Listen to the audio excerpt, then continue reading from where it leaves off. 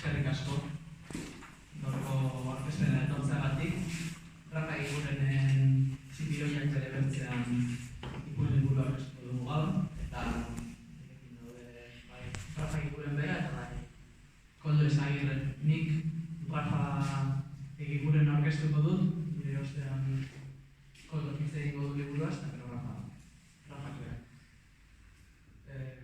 Rafa Eguren 1998an jaio zen Hernanin, eta oso gazte hasi zen idazten Zeruko Argian.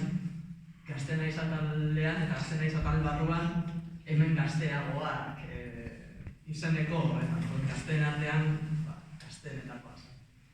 80ko hamarkadan bi poema liburu argitaratu zituen, Txipiroi herriren bat edo beste batekin 81an batu dena oraingo Txipiroiekin lotura bat edo beste baita. Eta Mugarrien garraioan 86an, hori